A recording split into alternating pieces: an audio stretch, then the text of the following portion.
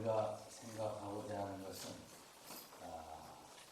믿음의 연단에 대해서 같이 생각해보고자 합니다. 우리가 6절을 보면 여호와께서 엘리야로 하신 말씀같이 통의 가루가 다하지 아니하고 병의 기름이 없어지지 아니하니라. 우리가 늘 16절 같이 하나님의 축복만 가득하고 근심 걱정 없는 기근 때에도 이런 은혜 가운데 살면 얼마나 좋겠습니까? 이 또 과거의 이야기가 16절로 이렇게 끝났었으면 더 이상 어려움이 없이 인생의 고통과 눈물 없이 그 다음에 16절에 크신 은혜 가운데 살았더라. 이렇게 되면 좋겠는데 인생이 어디 그렇습니까? 하나님 이렇게 귀한 축복을 주셔서 날마다 정말 이적을 체험하며 세상 사람이 모르는 참 신령한 신비한 은혜 가운데 살던 이 가정이 뜻밖의 생각하지도 않은 17절이 갑자기 다가오게 된 것입니다. 이게 인생입니다. 16절과 17절이 섞여 있어야 인생인 것입니다. 믿음의 여정도 하나님의 축복으로 16절만 우리가 있으면 좋겠는데 저도 그렇고 성도님들도 하나님 16절로 살았으면 좋겠다. 근데 믿음의 여정에는 16절만 있지 않냐고 17절이 있다는 것을 우리는 또 알아야 되고 이 부분이 우리 믿음 생활에 몹시 어려운 점인 것입니다. 여러분 하나님은 왜 16절 7절로 늘 살게 하시지? 이 가정에 갑자기 하나밖에 없는 과부의 아들이 죽게 하는가? 좀 앞뒤가 잘 안 맞죠. 하나님이 한쪽으로는 이렇게 16절의 축복을 계속 주시고 있어요. 그 가정이 어제도 하나님의 이적으로 살았고 가루가 또 기름이 하나님이 날마다 채워주셔서 사는데 어떻게 17절 같은 일이 있을 수 있나요?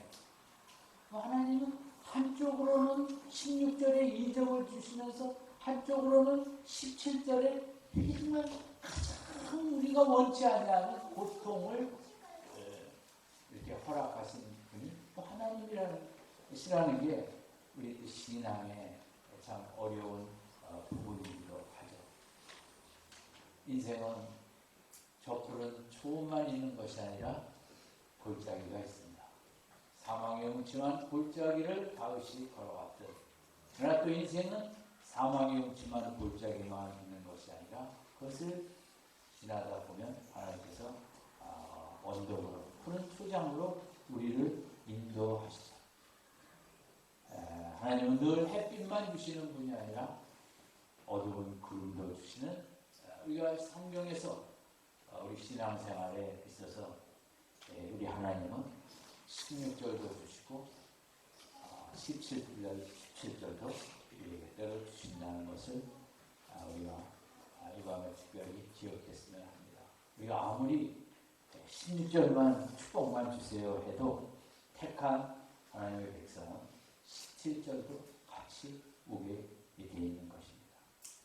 아마 오랜 병은 아닌 것 같습니다. 이 아이가 그러나 갑자기 며칠 만일 수도 있고 병들어 증세가 심히 위중하다가 시간을 많이 지체한 것 같지는 않습니다.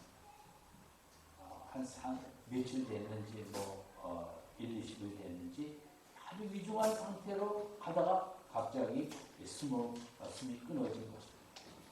그럼 다른 집에 오늘도 우리 현실적으로 지금 많은 가정이 아이가 하나밖에 없는데 이렇게 이번에 참담한 일을 당하지 않았습니까? 참 얼마나 고통스럽겠습니까? 하나밖에 없는 자녀로 그렇게 고이고이 키웠는데 그런 아픈 일을 당했을 때 그 마음이야 누가 헤아릴 수 있겠습니까? 신문에 보니까 지금 한국인이 겪는 고통은 미국의 9.11 사태보다 더 심하다는 거죠. 9.11 사태는 나쁜 놈들이 그랬으니까 정말 속상하지만 너무 가슴 아프지만 원래 그 테러 집단이 악한 집단이 그랬다는 거죠. 그러니까 정말 화가 나면서도 뭐 나쁜 사람이 그런 거야 어떻게 하겠어. 이거는 정말 친구나 아저씨 같은 아버지 같은 할아버지 같은 사람이 그렇게 모렴치하게 그런 것이 이제 9.11보다 우리나라를 더 힘들게 하고 아프게 하고 있다는 것이죠. 나쁜 사람이 죄를 지으면 이거는 원래 나쁘니까 그것이 이해가 된다기보다는 좀 마음이 받아들이기가 조금은 나을 수 있는데 이거는 정말 그런 게 아니지 않습니까? 하루아침에 그렇게 한순간에 모렴치하게 되고 다 이런 식으로 하니까 우리 나라가 지금 겪는 고통이 너무 이렇게 심하고 또 우리가 말할 수 없이 아픈 것입니다. 이 과부에게 아들은 뭡니까? 하나밖에 없는 아들은 정말 생명을 열을 줘도 바꿀 수 없는 아들이죠. 미래의 소망이요. 그 과부의 모든 것이라고 말하기에도 부족한 그녀의 생명의 모든 것의 모든 것 되는 대상이 이 아들입니다. 이 아들이 갑자기 이렇게 세상을 떠났습니다. 이 사건 앞에 여인의 과부의 반응이 18절입니다. 그런데 이 과부는 아직 믿음이 깊지는 않았을 거라는 걸 우리는 생각할 수 있지 않겠습니까? 18절에 나타난 반응은 믿음이 어떤 부분에 있기도 하고 어떤 부분은 부족한 왔다 갔다 하는 반응이에요. 온전하지가 않죠. 18절 다시 한번 읽을까요? 시작. 여인이 엘리야에게 하나님의 사람이여 당신이 나로부터 무슨 상관이 있고 내 죄를 생각나게 하고 또 내 아들을 죽게 하려고 내게 오셨나이까. 이 표현에서 첫 번째는 엘리야 보고 하나님의 사람이라고 했어요. 그러니까 이 부분은 또 이 여인이 이제는 엘리야의 확실한 모습을 발견했고 이 사람은 하나님의 사람이다. 단순한 어떤 사람으로 보지 않는 하나님과 연결시켜보는 그런 눈은 열렸어요. 두 번째 이 여인이 한 얘기는 당신이 나로 더불어 무슨 상관이 있도록 이건 이제 번역상 이렇게 됐는데 뭐 여러 가지로 해석할 수 있지만 내가 뭐 당신에게 뭘 잘못했냐, 뭘 섭섭하게 했냐 이런 뜻으로도 생각할 수 있습니다. 내가 뭘 잘못했고 뭘 그렇게 섭섭하고 뭘 당신에게 못했기에 이런 일이 일어나냐. 그러니까 이 여인의 또 여기에서 말은 그렇지만 또 이 여인이 지금 깨닫고 있는 것은 엘리야 때문에 이 일이 일어났다는 것을 이 여인은 또 그렇게 믿고 있고 인식했기 때문에 이런 말을 하는 거예요. 이 여인은 마지막 말도 그렇잖아요. 내 아들을 죽게 하려고 내게 오셨나이까. 내 아들이 죽은 것은 누가 와서 죽었다는 겁니까? 엘리야가 왔다는 거죠. 이 말은 맞기도 하고 아직 믿음이 부족하니까 이제 이런 표현이 된 거죠.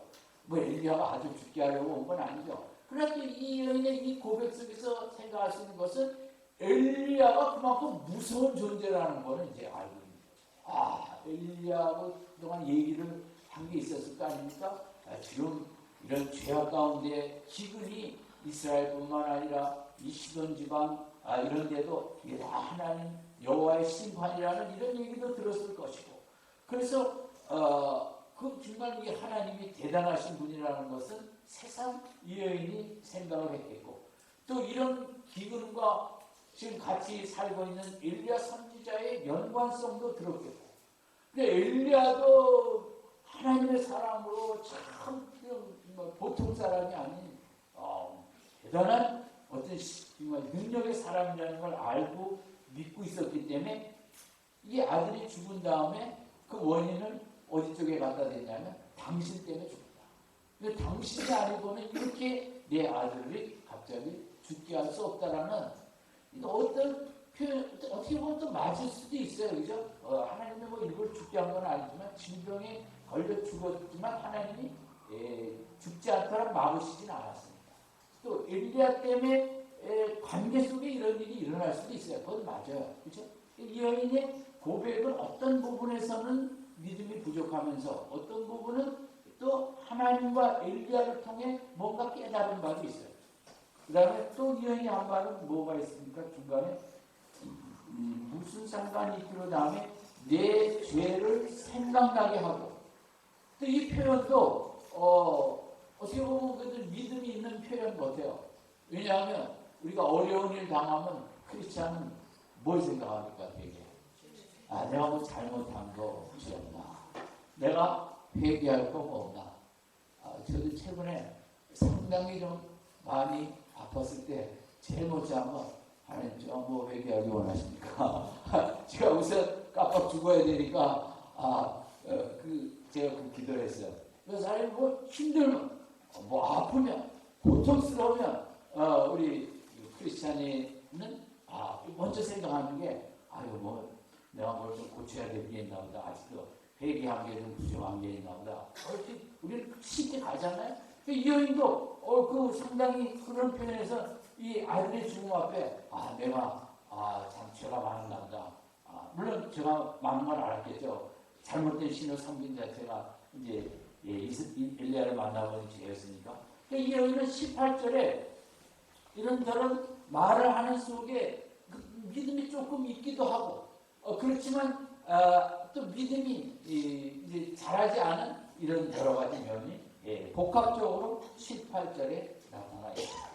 여기에 이제 오늘 우리가 17절의 이유를 생각할 수 있는 것입니다.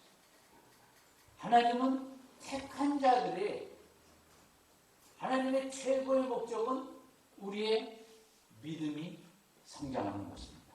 아멘. 하나님의 우리를 구원하신 최고의 목적은 우리의 영혼이 성장하는 것입니다. 하나님 다른 것에 목적이 있잖아요.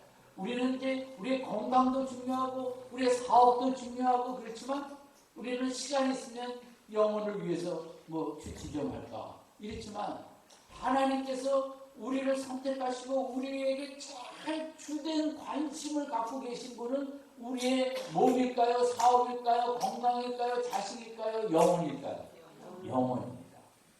어떻게 영혼이 아름다워지고 영혼이 성숙해지고 영혼이 성장해지고 이 어두운 시대 가운데 그게 빛된 삶이거든요.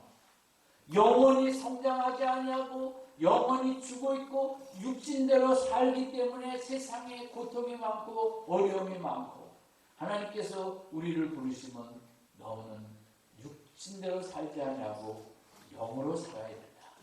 그래서 우리를 부르시고 천국에 올라올 때도 겨우 구원만 받고 올라오겠습니까? 영혼이 좀 성숙해서 올라오시기를 원하고 계시겠습니다. 네? 영혼이 성숙해. 이 여인도 이 과부도 하나님께서 그 당시 복음서에도 나와 있잖아요. 이스라엘에도 많은 과부가 있었어요. 근데 엘리야를 이 과부 이방 나라 시돈의 과부에게 유일하게 이 과부에게만 보낼 정도로 이 과부는 하나님의 그저 대충 부르신 분이니까 아주 특별하게 선택된 사람입니다. 보통 선택이 아니에요. 이 과부뿐만 아니라 우리들도 그렇습니다. 이 시대 가운데 우리 한 사람 한 사람 금요기도에 나오시는 분 한 사람은 하나님께서 정말 너무너무 귀한 목적을 가지시고 부르시고 선택하신 우리들인 줄로 믿습니다. 정말 하나님이 너무 특별한 계획이 계셨어. 이 어두운 마지막 시대에 정말 내가 빛을 이 누구누구를 통해서 밝히기를 원하여서 우리를 부르시고 우리 영혼을 더 성숙시키기 위하여 세상 사람들은 세상을 향해 부르짖는 밤입니다. 몸으로 소리로 그러나 우리들은 영혼으로 부르짖고 온몸으로 주를 찾고 부르짖는 이런 정말 특별한 선택 속에 이 밤도 우리를 부르셨죠. 그렇기 때문에 하나님이 이렇게 특별히 선택해서 부르신 사람에게 이제 말씀드린 것처럼 최고의 하나님의 목적은 영혼의 성장입니다. 그럼 영혼의 성숙과 성장은 이 과부에게 두 가지 사건으로 이제 하나님의 의도를 알 수 있는데, 첫 번째로서는 우리 16절을 통해서 하나님의 능력을 체험하고 이 여인의 영혼이 눈이 띄어지고 성장할 수 있어요. 16절을 통해서. 그렇죠. 16절을 체험하면서 하나님을 알게 되고 하나님을 믿게 되고 의지하게 돼요. 근데 16절의 신앙 속에 17절이 들어왔더니 이 여인이 할렐루야, 욥처럼 주신 이도 하나님이시오, 가져가시는 이도 하나님이시오, 18절에 그렇게 고백이 되었습니까? 안 되었습니까? 그렇다는 것은 그렇지 않고 18절에 고백이 됐다는 건 이 여인의 믿음이 성숙해 있다는 거예요. 아주 초보라는 거예요. 초보라는 거예요. 그래서 이 여인에게 16절만 줘갖고 그냥 세상에 잘 되는 축복만 줘갖고는 영원히 성장의 한계가 됩니다. 이 여인에게 17절 같은 이런 어려움과 인생이 끊어지는 것 같은 소망이 완전 무너지는 17절도 경험해야만 이 과부가 믿음이 더 성장하게 되는 것입니다. 온전하게. 아멘.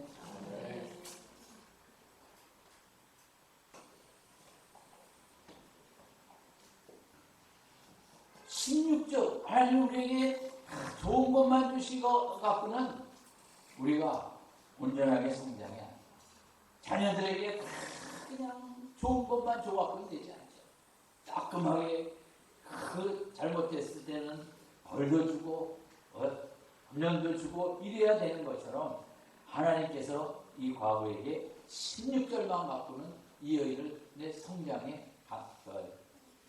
한계가 17절을 통해 절대 위기, 절대적인 절망을 통해 여기서 또 하나님께 매어 달리고 기도하여 하나님의 은혜를 체험하고 능력을 체험함으로써 더 믿음이 한 단계 높아지는 그런 목적을 가지고 17절을 주신 것입니다.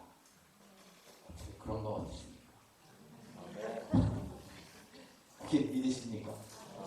왜냐하면 우리가 똑같기 때문에 그래요. 이게 남의 얘기가 아니에요. 과부 얘기가 아니라 내 얘기라고요. 내 얘기예요. 여러분 인생을 살면서 하나님이 16절 주시죠. 어려운 시대 가운데 공부도 시켜주시고 여러분 대학교 나온 것도 하나님이 시켜주신 줄 믿습니다. 아멘. 다 하나님이 다 부모님을 통해 먹여주시고 이렇게 그래도 좋은 나라 태어나게 하시고 다 주셨죠. 그것만 갖고는 안 되는 거예요. 하나님이 또 자녀 문제, 사업 문제, 남편 문제, 힘든 문제를 17절에 문제를 주심으로 말미암아 우리가 정말 하나님을 붙잡되 하나님께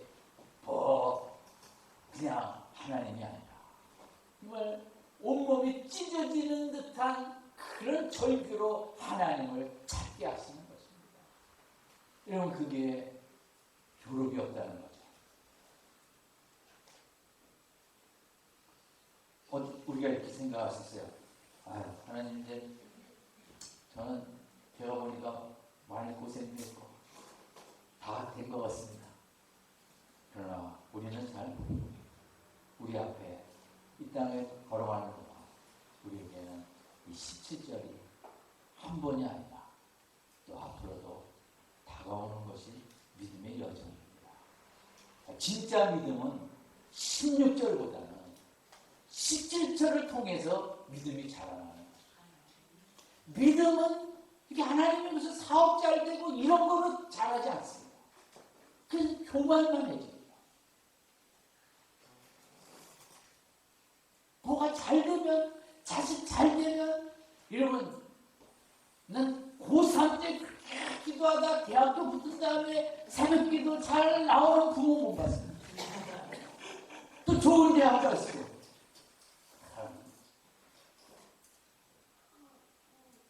16절 갖고 믿음이 자라지 않습니다. 오히려 퇴보가 되기 쉽습니다. 진짜 믿음이 자라나는 것은 17절로 인하여 자라나는 것입니다. 아멘. 믿음은 부르짖는 통곡의 기도 없이는 자라지 않습니다. 아멘. 조용히 기도해서 믿음은 자라지 않습니다. 머리만 자라는 거죠. 17절 앞에 통곡하지 않을 사람이 어디 있습니까? 하나님이 나에게 통곡을 안 시켰습니까? 그러면 그 축복이 아닌 거죠. 나의 남은 인생 걸어가는 동안 얼마나 많은 통곡을 시키느냐, 그게 진정한 영적인 축복인 줄로 믿습니다. 세상 사람들은 노래방 가서 절규하잖아요. 우리는 뭐 그런 데도 안 가는데 찬양으로 통곡하고 찬양으로 온몸을 불살려요.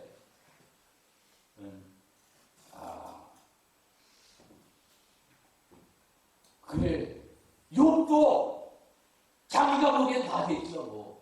그렇지 않아요? 그러니까 왜 이런 일을 주시냐고 그렇게 40장 37장까지 떠들어대는 거 아니에요. 나 괜찮은데.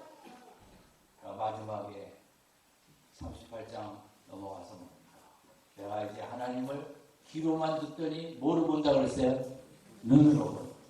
뭘 받았기 때문에? 고난을 받았기 때문에 하나님이 눈에 보이는 거예요.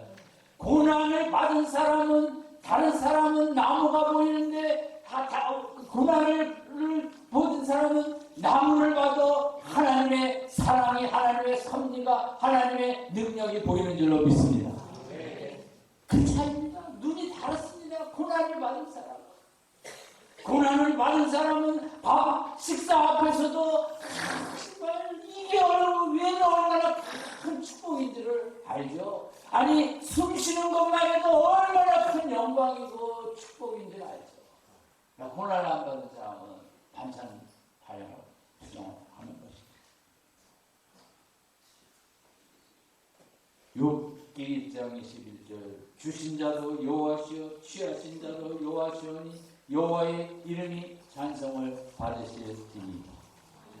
이렇게 성숙하기를 원하시는 거죠. 하나님은 이 여인도 하나님이 선택한 이상 그런 믿음으로 도달하기를 원하는 거죠.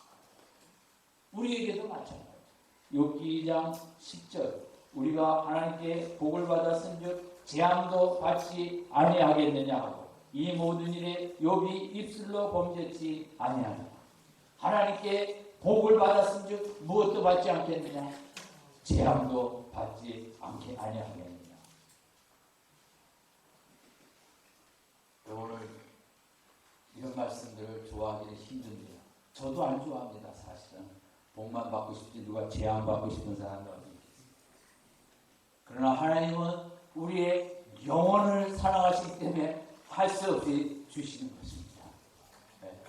우리가 앞으로 큰 축복을 받기를 원하지만 그 축복 안에는 재앙도 같이 따라오는 것입니다. 그렇지 않으면 깨어있을 수가 없습니다. 베드로전서 4장 12절 사랑하는 자들아 너희를 시련하려고 오는 불시험을 이상한 일 당하는 것 같이 이상히 여기지 말고. 사랑할수록 뭐가 다가온다고 그랬어요? 불시험이 다가온다. 히브리서 12장 6절 주께서 그 사랑하시는 자를 징계하시고 그의 받으시는 아들마다 채찍질 하십니다. 어떻게 해서든지 더 의롭고 깨끗하고 빛을 발하는 삶을 살게 하기 위해서 우리를 단련시키시고 단련하시고 이 시대가 얼마나 어둡고 혼탁한 시대예요. 그래 우리를 부르셔서 그래도 이 어둠 가운데 너희가 빛을 발해야 될 텐데 그것을 우리가 몇백억에 정말 수천억의 그런 사업의 잘됨으로 빛을 발하는 것만이 아니라 하나님은 우리 영원히 성숙되어 빛을 발하기를 원하고 계십니다. 그래서 시편 2편 11절 여호와를 경외함으로 섬기고 떨며 즐거워할지어다. 근데 여호와를 섬기는데, 경외함으로 섬기는데 두 가지를 하라고 그랬어요. 같이 외웁시다. 떨며 즐거워할지어다. 한쪽으로는 두려워하며 한쪽으로는 즐거워하라. 물론 경제에 오르면 다 즐겁겠지만 우리는 한편 늘 두렵기도 한 거예요. 떨리기도 한 거예요. 신앙생활을 참 축복을 누리면서도 하나님, 저는 잘 모르는데 또 무슨 연단의 계획이 없으신지 떨리는 마음도 있는 거예요. 그러나 우리가 신앙을 최종 정리하는 요한복음 11장 4절처럼 이 병은 죽을 병이 아니라 하나님의 영광을 위하며, 아멘. 네, 모든 시험의 목적은 오늘 이 과부에게 준 일도 마찬가지입니다. 우리 같이 읽읍시다. 이 병은 죽을 병이 아니라 하나님의 영광을 위하며.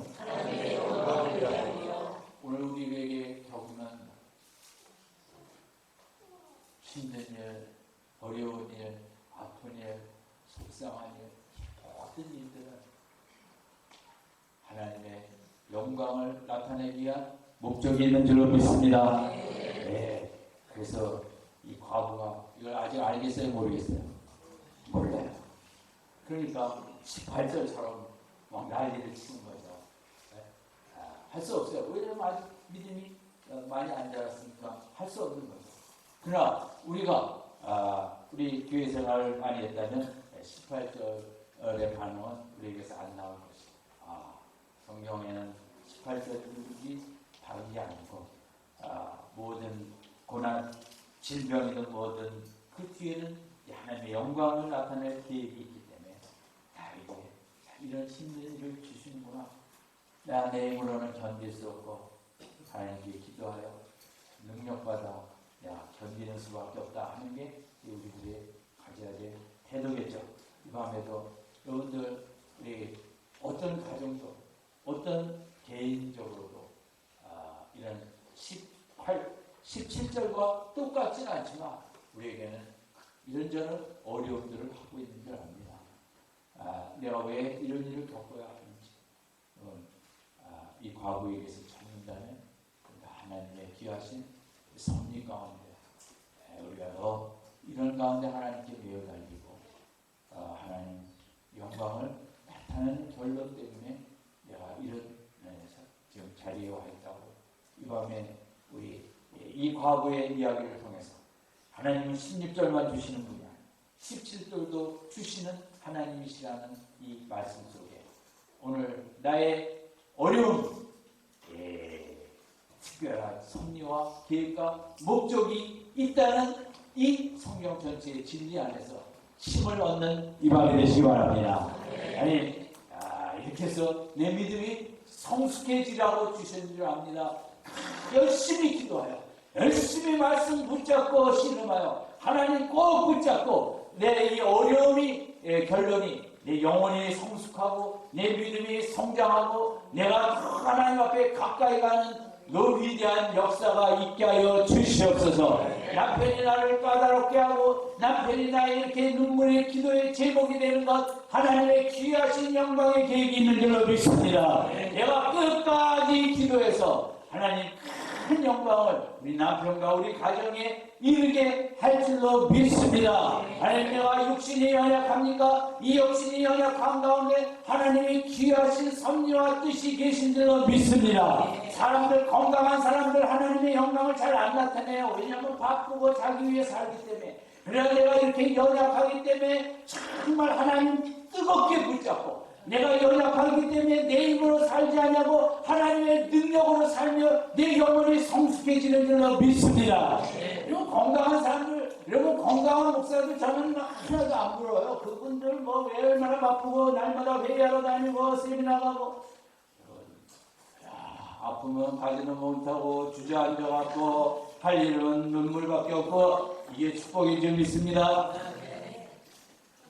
하나님은 사랑하는 자에게 16절만 주시는 게 아니라 17절을 주신다.